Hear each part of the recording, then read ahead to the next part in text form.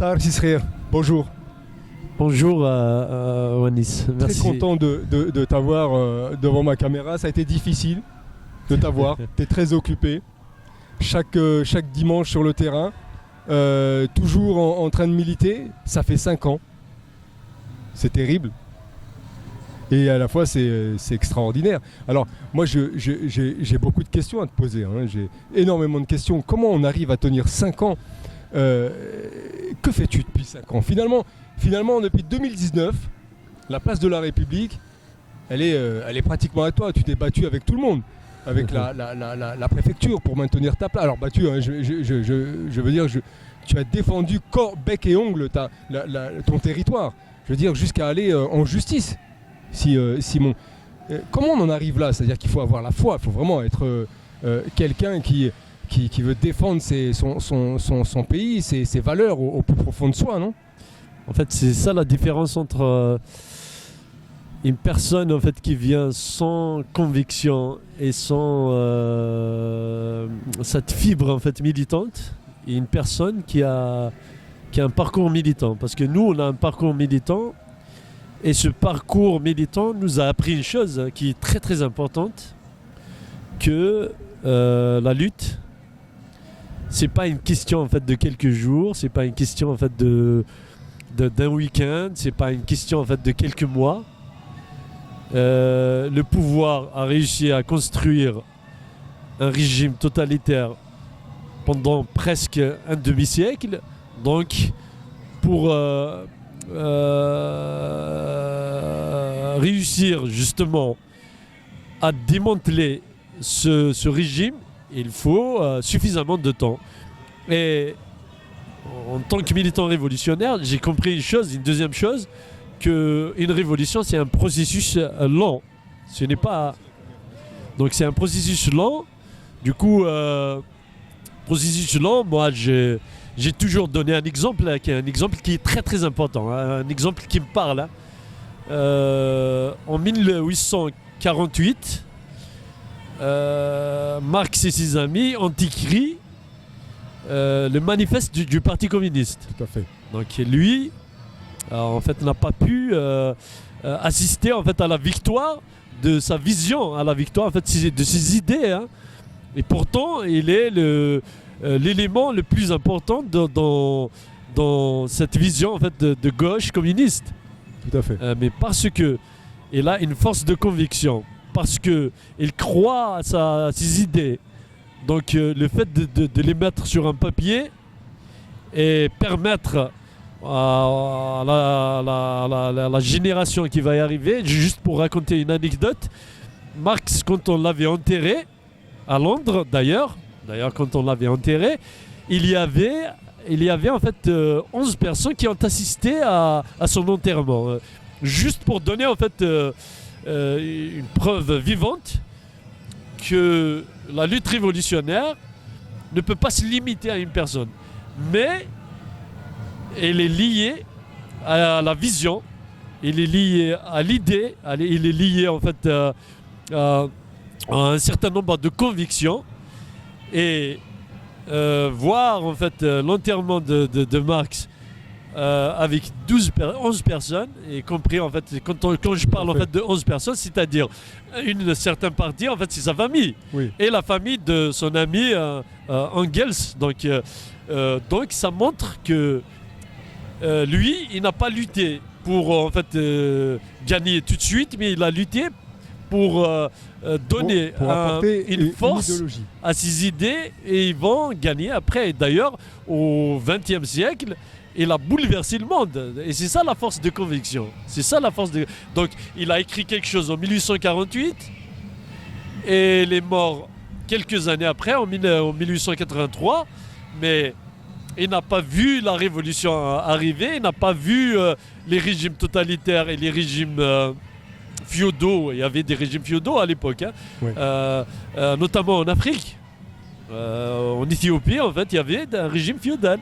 D'accord. Alors, Tahar, je te coupe parce que je voudrais revenir un peu sur l'idée justement de cette thématique aujourd'hui. Moi, je voudrais savoir, après 5 ans de travail et d'acharnement sur la place de la République, quel bilan tu peux faire un petit peu de ton engagement sur cette place mythique qu'est la place de la République. Justement, moi, j'ai évoqué ça juste pour dire que nous n'avons pas le droit d'abandonner ou de dire qu'il n'y a pas de résultat. Parce que pour moi, il y a des résultats. Le fait de déstabiliser le pouvoir, aujourd'hui le pouvoir, il est complètement déstabilisé. Il ne peut pas dire qu'ils sont forts, ils sont solides, qu'il tient sur les deux pieds. Vous avez eu des retours, des indices qui permettent aujourd'hui d'affirmer que justement ce gouvernement en place, nous en Algérie, on n'est pas stable. Justement, tu n'es pas le seul, mais beaucoup le disent. Alors moi je voudrais un petit peu... Si on avait la force, si le pouvoir avait suffisamment de force, il ne va pas emprisonner des militants, des simples militants. C'est parce que le pouvoir a peur, parce que le pouvoir est déstabilisé, parce que le pouvoir n'a plus de force, parce qu'il est moribond, il faut le dire. Oui. Pour moi, le pouvoir, il est fini. C'est juste, en fait, il faut l'accompagner en fait, au cimetière. Quelqu'un, un pouvoir qui a des milliards, un pouvoir qui a en fait une armée derrière lui, des médias, qui a peur en fait de Mohamed Tajadid ou de Mohamed Abdallah ou d'Ibrahim Al-Alami, montre que en fait ces gens-là ne sont pas solides et n'ont pas une vision politique convaincante, ni économique, ni sur tous les plans. Hein. Donc le fait d'emprisonner des militants, des petits militants en fait, qui comme nous, ça montre la fébrilité, la faiblesse en fait de ce pouvoir. Parce que s'il y avait un pouvoir suffisamment solide, il aurait pu convaincre les gens avec un projet, avec des projets, avec une vision, avec un programme, avec en fait une dynamique citoyenne. Il n'arrive plus à créer la dynamique citoyenne. Et vous avez vu, il y a quelques jours à Tizi Ouzou, ils étaient obligés de déplacer des populations. Alors, on parle de bus qui auraient été envoyés, qui viendraient de je ne sais plus quelle région, je crois. C'est des militaires, hein, ils ont mobilisé en fait, des militaires pour représenter une soi-disant partie de la population. Et d'ailleurs, je dénonce. Vous pensez que c'est vrai ça? Oui, on a des vidéos qui le montrent. Hein. Donc, où les gens, en fait... parle, donc on a reconnu en fait les accents, c'est ça, les accents et les gens ils connaissent. Hein.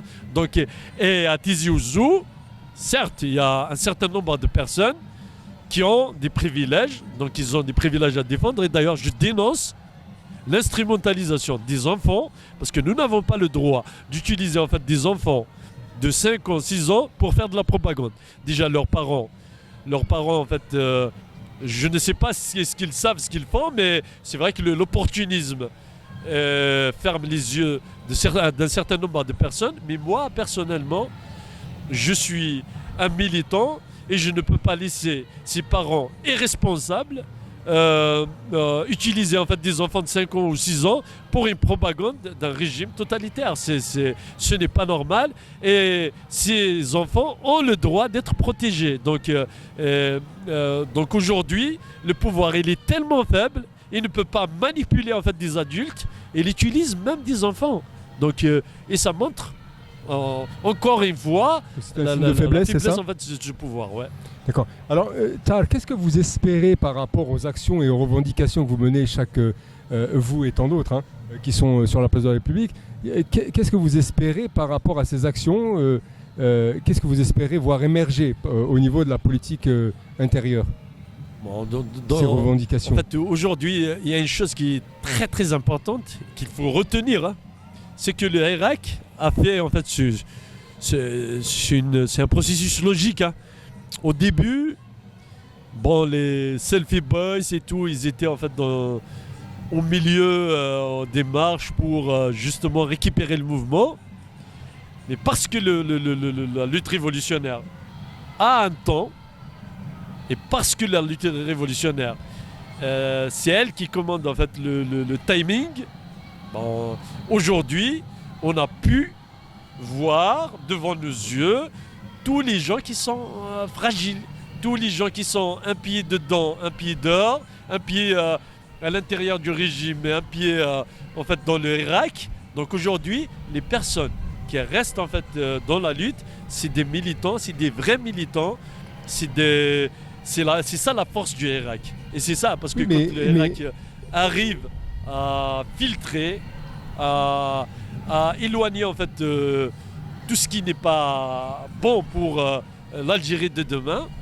Donc c'est ça permet en fait de donner en fait un peu plus d'espoir aux Algériens. Parce que demain, si vous aurez des militants ou devant, il n'y aura que des vrais militants, il y aura que les opportunistes qui sont filtrés aujourd'hui. Donc, et ça, c'est une bonne chose. D'accord. Mais Tal, si je peux me permettre, aujourd'hui, il faut reconnaître, hein, en tout cas, c'est pas moi qui le dis, tout le monde le dit. Vous êtes sur la place de la République, c'est une poignée de militants, des guerriers d'ailleurs qui restent et ceux qui tiennent. Si les gens, alors je termine, si tu permets, si les gens comme toi ou d'autres qui sont là se mettaient à disparaître au niveau de la diaspora. Je suis pas d'accord parce que cette vision, de chiffres en fait n'est pas si important que ça, parce que je vais répondre sur ça, parce que plusieurs personnes disent ça. Voilà, alors justement, parce que ce ne sont pas des militants. Alors justement, ce ne sont pas des militants. C'est ce que je veux savoir justement. Vous savez, moi je vais faire juste une comparaison. Je termine juste ma question, si tu permets. C'est dans le même sens que ce que tu veux développer. Justement, beaucoup disent que cette poignée de hiératistes font un travail qui est stérile, qui mène à rien, que le hiérak est étouffé, qu'il est... Et puis beaucoup ont tourné la page, beaucoup sont partis à vaquer à leurs occupations, beaucoup sont partis en Algérie, sont retournés, on va pas sans le savoir. Alors est-ce que dans tout ça, comment tu fais le tri ? Moi, on va faire une petite comparaison ici. Très bien. En France, il y a des syndicats qui sont très très forts. La CGT, par exemple, ou des partis politiques. Hein. On va prendre les partis politiques. Ou les Gilets jaunes. D'accord. Qui n'est pas un mouvement structuré, en fait. Moi, je prendrais comme exemple, en fait, la CGT. Est-ce que la CGT est capable d'organiser pendant 5 ans, ou plus, hein, maintenant on s'approche en fait des 6 ans, parce qu'on a commencé le 17 février 2019. D'accord. Donc, bientôt, en fait, on va faire 6 ans de bientôt, lutte. Oui. Oui, tout à fait. 6 ans sans interruption. Enfin, en février, on aura 6 ans. 6 ans sans interruption. Mais quand même quelques mois, pas. Même le parti politique le plus solide en France, même le syndicat le plus solide, il est incapable d'organiser pendant presque 6 ans des marches, des rassemblements et des conférences sans interruption. Donc ça montre la force en fait du Hirak et la force de conviction des militants. Donc ce Hirak vaincra tout simplement parce que à l'intérieur de Hirak ou la Silmia, ce qu'on appelle nous la Silmia, en fait c'est plus fort. Hein, la Silmia c'est plus parlant. Du coup en fait ces gens-là qui ont résisté pendant 6 ans essayent de donner un exemple à tous les militants, pas seulement en Algérie, mais dans le monde entier, que la résistance pour arracher le droit d'avoir ses droits, pour arracher la consécration d'une démocratie réelle, pas une démocratie de façade, il faut prolonger au maximum ce moment de lutte. Il ne faut pas abandonner le terrain. Parce que je parlais de Marx, j'ai commencé par ça parce que justement, parce que je savais que la question qui se posera après ressemblera un petit peu à son vécu. 11 personnes présentes à son enterrement. Il a bouleversé le monde. Il a bouleversé une grande partie du monde. Donc notre mouvement aussi s'inscrit en fait dans cette démarche. Une démarche qui permet en fait de faire en fait de Hirak un mouvement de formation de masse, parce qu'il faut un mouvement de masse pour renverser le pouvoir du candidat. Je suis d'accord, hein, oui. Je suis entièrement d'accord. Mais le fait de résister, de rester constant, de ne pas abandonner en fait les principes pour lesquels le Hirak a lutté, notamment la transition démocratique, parce qu'ils essaient par tous les moyens de la cacher. Des gens qui étaient en fait dans le Hirak, ils ont peur de parler en fait de cette transition démocratique. Et certains reprennent des idées même sans savoir de quoi ils parlent. Parce que nous, dans notre programme, le premier qu'on a mis en place, des humanistes algériens, on a pensé en fait au principe supraconstitutionnel. Après, on entend des gens parler de ça, en fait, à notre place, sans maîtriser les concepts. Hein, c'est ces principes supraconstitutionnels qui vont assurer à tous les Algériens, parce que c'est important, parce qu'il y a des gens qui ont peur de changement, qui ont assuré que leurs droits, même après le changement, parce que c'est un changement démocratique, seront garantis. Parce qu'il y a la peur. Et c'est normal, hein, parce que les gens ont peur de changement. Dans certaines entreprises, en fait, pour accompagner le changement, la conduite du changement, c'est tout. C'est difficile, c'est tout un programme. C'est tout un programme. Ouais. Donc, les Algériens doivent savoir que le Hirak, en fait, a réussi à faire revenir un certain nombre de choses qui est l'intelligence collective. On l'a vu. Est-ce qu'aujourd'hui, on voit quelque chose qui émerge en Algérie à la fin, après avoir réprimé et piétiné en fait, le Hirak? Non, il y avait une intelligence, il y avait cette intelligence collective qui a permis en fait, de donner des idées qui peuvent tirer vers le haut l'Algérie. Mais le pouvoir a fait le choix de les tuer. Le pouvoir a fait le choix en fait, de pousser un certain nombre de militants et d'Algériens à quitter en fait, le territoire. Cette intelligence qui a quitté le territoire, des ingénieurs et qui ont fait le bonheur en fait, des pays européens, américains. Tout à fait, oui. Donc, et juste pour donner un petit exemple, 2200 médecins en fait, la crème de la crème algérienne, qui ont passé le concours de la PAE, qui ont quitté l'Algérie en 2021. Tout à fait. Oui. Ils ont quitté en fait les hôpitaux et on a les chiffres, hein, nous on a les chiffres. 2200 médecins qui sont partis d'Algérie pour s'installer en France. Des milliers d'ingénieurs. Moi qui étais à la tête en fait, qui était secrétaire général de l'Union des étudiants algériens de France, j'ai vu des Algériens qui faisaient de la recherche, j'ai vu des Algériens avec qui on a fait des études et qui sont aujourd'hui cadres un peu partout en fait, dans toutes les entreprises ici en France et en Suisse et en Italie et en Angleterre. Ces étudiants qui sont la crème de l'Algérie auraient pu travailler pour développer l'Algérie, faire de la recherche, sortir en fait des brevets pour aider en fait la création de l'emploi. Ce sont des symptômes qui montrent que finalement il y a quelque chose qui ne va pas. En fait, ces personnes-là n'ont pas quitté l'Algérie parce qu'ils avaient envie de la quitter. Parce qu'en réalité, les Algériens, ils aiment leur pays. Ils aiment leur pays. Donc, ils ne peuvent pas quitter l'Algérie juste comme ça. Tout simplement parce qu'il y a une junte militaire et une police politique qui ne veut pas lâcher. Et en réalité, nous, on fait la différence en fait, entre une armée qu'on aime, notre armée, on l'aime parce que c'est une armée du peuple, et une junte militaire qui a pris en otage des soldats et des officiers qui sont honnêtes, qui sont propres, et ils salissent. Ils salissent en fait cette institution que nous, en fait, on défend une autre vision en fait, de l'armée, une armée qui est neutre, une armée qui défend tous les Algériens, une armée qui n'intervient pas en fait, pour faire de la politique, parce que quand on fait de la politique, on divise au sein de l'armée. On divise au sein de l'armée. Pourquoi on divise au sein de l'armée? Chengueriha, il est contre Gaïd Salah, il est contre Tawfiq, il est contre... Donc on a réussi à créer une armée en fait fragile. Ils ont fragilisé le fait de faire en fait de notre armée des partis politiques. Donc on a réussi à fragiliser notre armée. Et nous, on dit que notre armée, il faut avoir une armée très très solide. Mais pour avoir une armée solide, il faut sortir de cette politique de clan à l'intérieur de l'armée, parce que il y a un risque de déstabilisation de l'Algérie. Donc il ne peut plus dire aujourd'hui qu'ils sont garants de la sécurité en fait, nationale, parce que au sein de l'armée, une partie est en prison. Et avant, l'autre partie était en prison. Donc et ça c'est dangereux. Et ça, les Algériens doivent le comprendre, que nous aimons notre armée, que notre armée c'est notre fierté.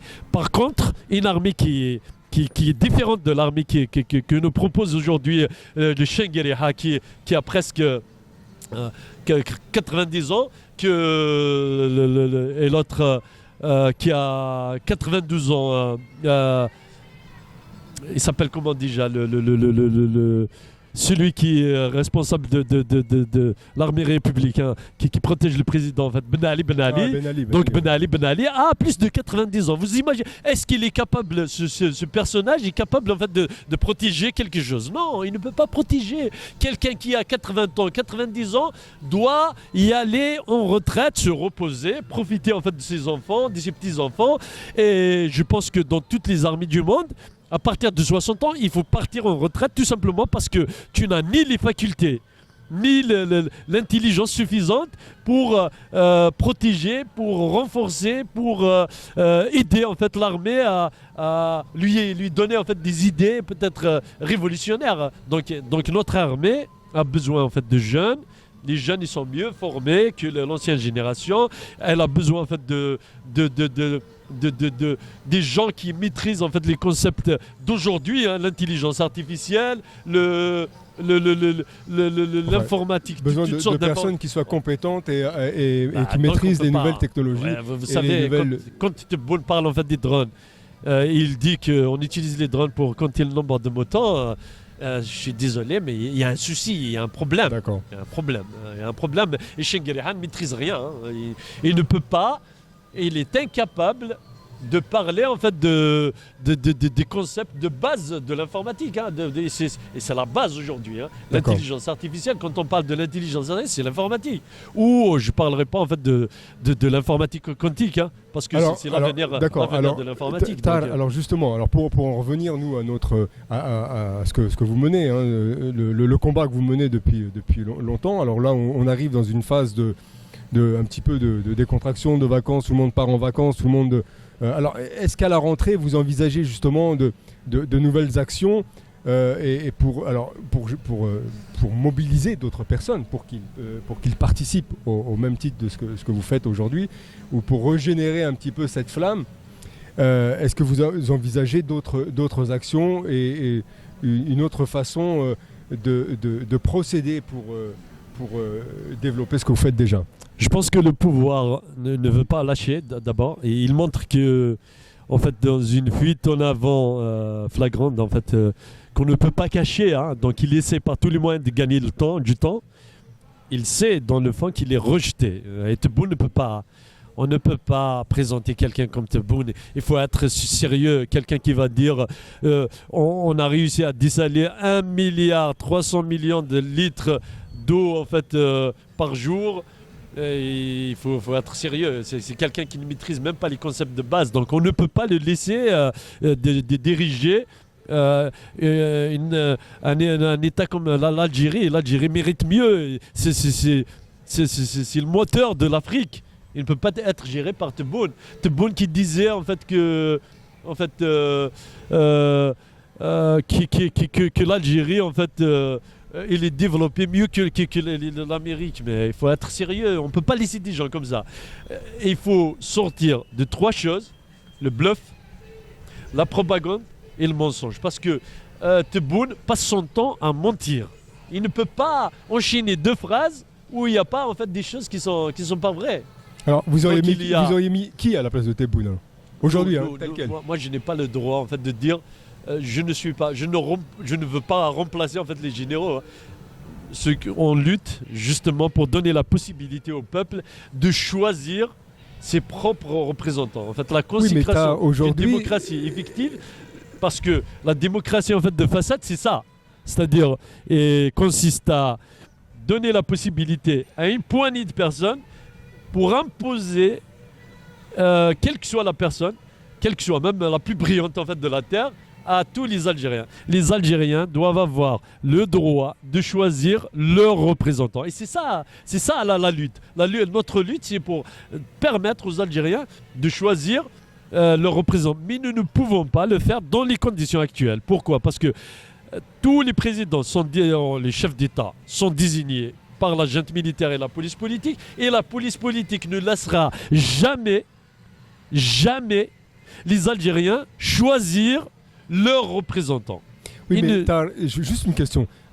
Avant d'en arriver là, alors, est-ce qu'il n'y a pas quelque chose à régler en amont? Par exemple, c'est les partis politiques le manque de tissu politique? Est-ce qu'il n'y a pas... Parce que qui peut me représenter ou vous représentez, vous, en tant que citoyen, pour venir dire, voilà, non, Tebboune n'est pas à sa place et on voudrait mettre telle et telle personne. Aujourd'hui, il n'y a pas de tissu politique qui est concret, je veux dire. Justement, je ne suis pas dans le discours des gens qui disent on est contre toute vision politique. Non, je suis pas. Moi, je suis militant politique. J'ai été dans un parti politique. Hein. Moi, j'ai été dans un parti politique et je suis heureux en fait d'avoir partagé la lutte avec un certain nombre de militants. Et j'ai quitté le parti tout simplement parce que j'ai vu qu'il y avait en fait un certain nombre de personnes qui ont trahi le combat d'Aït Ahmed quand ils ont commencé à partir en fait dans l'autre sens, comme Mohamed Damkharan Chérifi, et le temps nous a donné raison. Mohamed Damkharan Chérifi aujourd'hui est en train de faire la campagne pour Tebboune. Donc le temps nous a donné raison parce que c'est lui qui était à la tête de l'instance qui gère le parti et fait partie en fait des personnes les plus influentes. Oui. Donc on a quitté le parti à cause de ça. Par contre, moi je suis contre les gens qui nous disent aujourd'hui il ne faut pas de parti, il faut des partis, il faut redonner ces partis à leurs militants parce que le fait de voler des partis comme le FFS, ils ont Mohamed Damkharan Chérifi et ses amis qui sont des infiltrés, ont réussi à voler le parti aux militants. D'accord. Donc ils ont volé le... Et aujourd'hui, moi je connais les structures de base, ils ont vidé toutes les structures de base, ils ont chassé toutes les personnes et tous les militants sincères, donc ils ont volé les partis. Effectivement, on ne peut pas y aller en fait du vide parce que c'est les partis politiques dans le monde entier qui ont construit en fait les nations. Ça, il faut le savoir. Il ne faut pas se tromper. Nous, on ne se trompe pas. On ne se trompe pas.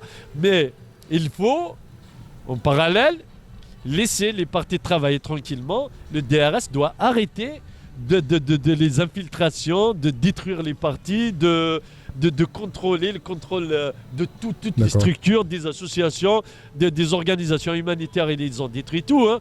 En fait, les ressorts, parce que ou les syndicats, c'est des ressorts qui permettent en fait de trouver un équilibre et de renforcer les nations. Parce qu'il y a la démocratie sociétale, il y a la démocratie sociale, et il y a donc toutes sortes de démocraties toutes ces démocraties doivent être protégées.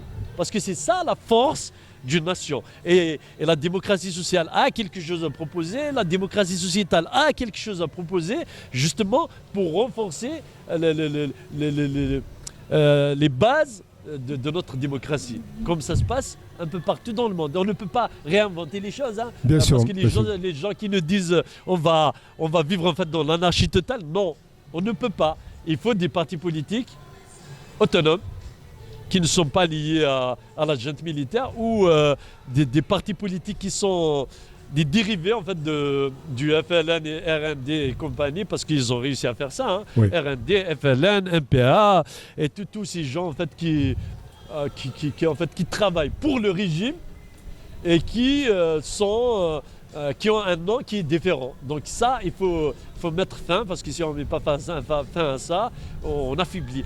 On va continuer en fait dans ce régime, avec ce régime totalitaire. On va continuer avec cette vision d'un parti unique, d'une vision unique qui chasse en fait tous les gens qui ne sont pas comme eux, qui ne pensent pas comme eux. Donc ça, c'est important. C'est important en fait d'abord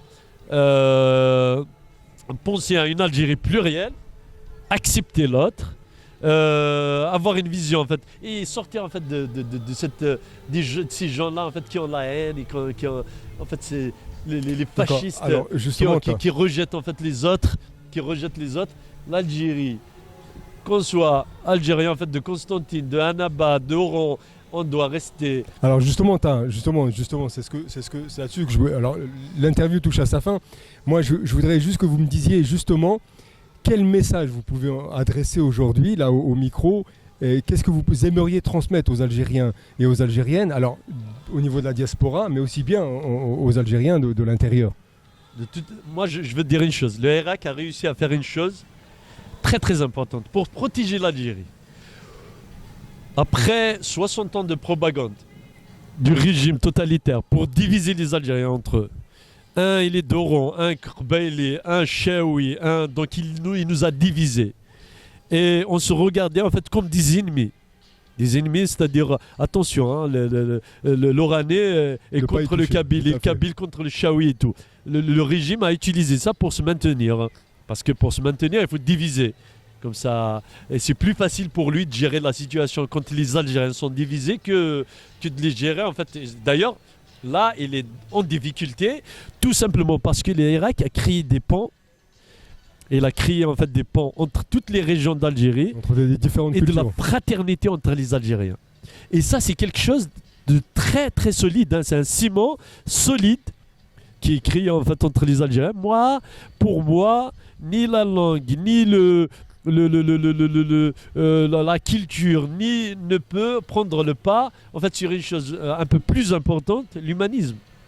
Nous, entre Algériens, en fait, il y a un lien entre nous et une personne de rang, moi, ou de Constantine, pour moi, la seule chose qui m'intéresse, en fait, c'est son humanisme, parce que nous, moi, j'appartiens à un mouvement humaniste, et l'humanisme n'a pas de frontières, parce que on ne peut pas le limiter uniquement à une région, parce que ça deviendra en fait une vision fasciste et raciste et qui rejette l'autre. Nous, on est plutôt en fait pour quelque chose qui accepte, qui intègre l'autre, qui travaille avec l'autre. Et qui installe petit à petit en fait cette fraternité entre les Algériens pour se renforcer, parce qu'on a besoin de ça après 60 ans en fait de division, après 60 ans en fait de tentative en fait de faire détester une région d'Algérie et faire détester. Alors, quel message vous vouliez faire passer par rapport à ça? Moi, je leur dis que l'Irak nous a montré quelque chose de très très fort.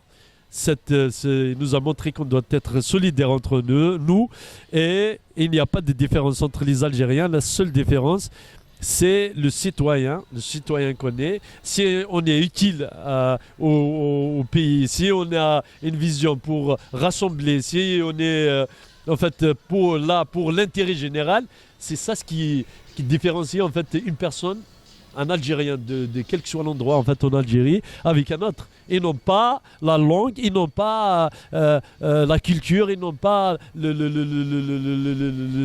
vécu. Non, on doit sortir de ça, ou le communautarisme en fait, ou le régionalisme.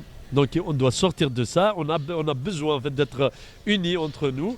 Et il y a une deuxième chose qui est très très importante, le pacifisme, parce que Silmiya, c'est quelque chose de très très fort. Oui. En fait, ce qu'on ne voit pas ailleurs, hein, nous a permis justement de montrer que les Algériens peuvent proposer quelque chose, des choses intéressantes, cette intelligence collective, et réfléchir à l'avenir de l'Algérie sans violence, sans utiliser la force, parce que la violence et la force, justement, appartient aujourd'hui à la junte militaire. C'est eux qui agissent comme ça, parce que, comme je dis tout le temps, hein, je vais le répéter, le pouvoir préfère évoluer dans les milieux malsains pour préserver sa santé.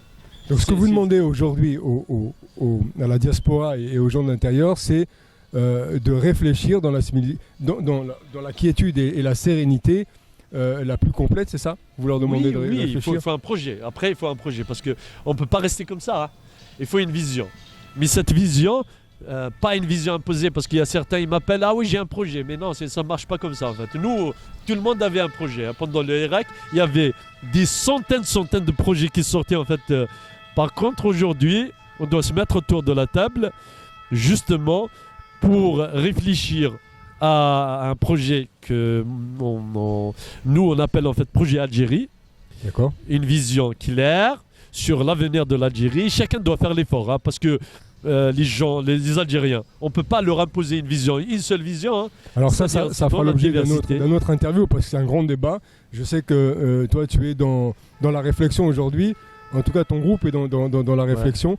Ce sera pourquoi pas un autre interview là-dessus, pour développer justement, pour faire comprendre ce que vous pouvez proposer. Mais alors aujourd'hui, le Hirak, il est toujours vivant, place de la République, et pour moi, les revendications. Le Hirak est plus que vivant. Et comme l'Algérie, en fait, aujourd'hui, le peuple il est dans la pauvreté, les universités sont sinistrées, Sur le plan économique, rien n'est fait. C'est-à-dire ils ont détruit les usines sont détruites, l'agriculture, ils sont en train de parler, mais le céréales, parce que la production du céréal est importante un peu plus partout dans le monde. Hein, c'est pas, Oui, c'est-à-dire on ne peut pas dire qu'on a réussi à faire quelque chose d'exceptionnel. Hein, donc, et c'est pas suffisant. C'est pas suffisant parce que jusqu'au jour d'aujourd'hui, on n'arrive pas à subvenir à nos besoins sur le plan alimentaire. C'est la base. Hein, c'est la base. Hein. Le céréal, on l'achète en France et on va acheter. Même cette année, on va acheter. Donc, qu'il nous donne les chiffres, on va voir, on va comparer. Parce que chaque année, on achète plus de 11 millions de tonnes en fait, de céréales en France, un peu partout dans le monde. Donc, qu'ils arrêtent en fait, de faire la propagande. Le bluff, ça ne marche pas. Hein. Parce que quand on regarde les chiffres, de près, on constate que le pouvoir n'a rien produit. Voilà, il y a quelque chose qui va pas. Le désastre. À part le désastre. Par contre, moi j'appelle en fait tous les gens qui ont la possibilité de faire bouger les choses à l'intérieur, même au sein de l'armée, de le faire. Parce qu'ils vont le faire pour leurs enfants, ils vont le faire pour l'Algérie, parce que par amour à l'Algérie, parce qu'ils aiment l'Algérie, ils doivent le faire. Parce que l'avenir de leurs enfants et l'avenir de l'Algérie ne peut pas se faire avec des personnes en fait, de 90 ans qui sont complètement déconnectées de la réalité et qui n'ont aucun lien avec cette jeunesse qui a épousé en fait, toutes ces technologies, cette vision moderne. En fait, et ces gens-là n'ont pas de place en fait, dans l'Algérie en fait, de demain. Et l'avenir n'appartient pas au régime, il appartient à notre peuple. Voilà pourquoi il faut continuer à lutter. Il faut venir au Irak. Et le Irak, c'est la seule solution. Nous n'avons pas d'autre solution. Merci Tahar pour cette conclusion et surtout pour ta contribution et ta franchise dans tes propos. On reviendra vers toi concernant justement le programme que tu souhaites mettre en place. Et écoute, bonne continuation sur la place de la République. Et merci à vous de m'avoir invité. Merci d'avoir préparé en fait ça, parce que c'est important en fait de discuter en fait dans la sérénité, dans le respect, dans le. En tout cas, on peut pas nier que t'es un des ténors de la place de la République. Bon, c'est un devoir. Hein. Je ne le fais que pour. En fait, parce que l'Algérie a besoin de ça. Donc, si personne ne le fera. Donc je pense que c'est au contraire en fait c'est quand même pas bien d'abandonner en fait une lutte révolutionnaire qui a montré au monde entier que l'Algérien n'est pas violent comme essaye de le présenter en fait le pouvoir totalitaire d'Alger, nous présenter en fait comme des monstres vivants que eux essaient en fait des monstres vivants en fait donc grâce à eux qui protègent en fait les frontières, donc les pays développés n'auront pas de soucis, sinon les Algériens ils vont sortir en fait des frontières, ils vont les bouffer. Donc le Irak a montré que nous sommes un peuple pacifique, un peuple respectueux, un peuple intelligent et un peuple capable en fait de changer les choses de l'intérieur si le changement démocratique en fait se mettra en place. Voilà. Merci Tahar et bonne continuation. À très bientôt. Merci à vous. Merci. Au revoir. Merci.